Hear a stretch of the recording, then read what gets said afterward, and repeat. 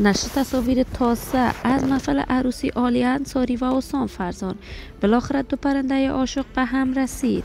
عروسی عجیب و جالب عالیه انصاری با حسام فرزان در کشور کانادا و جدا شدن پسر عالیه انصاری از وی. اما به چی دلیل؟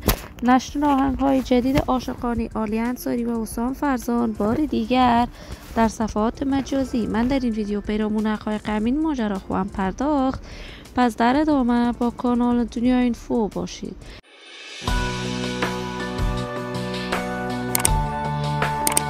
سلام و سلامتی نثار تک تک شما دوستان نهایت ارجمند کانال دنیا اینفو. شما را خوش آمدید میگم به یکی دیگر از ویدیوهای جذاب و دیدنی این کانال. اگر دوست دارید عضو کانال دنیا اینفو باشید، پس برای حمایت بیشتر از این کانال علامت سابسکرایب را فشار دهید تا بیننده ویدیوهای جذاب و دیدنی کانال دنیا اینفو باشید. عالیه انصاری هنرمند جوان، چهره شناخته شده، مطرح و محبوب در میان مردم افغانستان است. علاقمندان و دوستداران خاص خودش را دارد.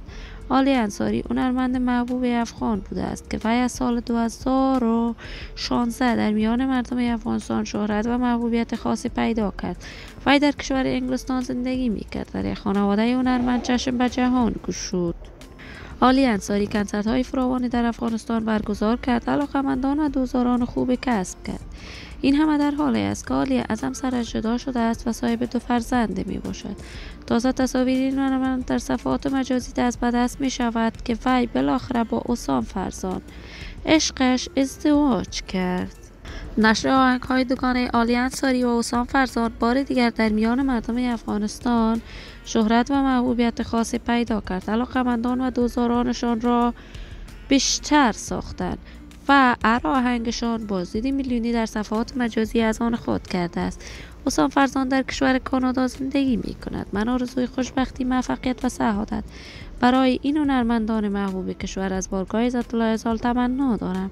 همراهان ارجمند کانال دنیا اینفو، اگر دوست دارید عضو کانال دنیا اینفو باشید، پس برای حمایت بیشتر از این کانال علامت سابسکرایب را فشار دهید تا ویدیوهای دیگر کانال دنیا اینفو را از دست ندهید.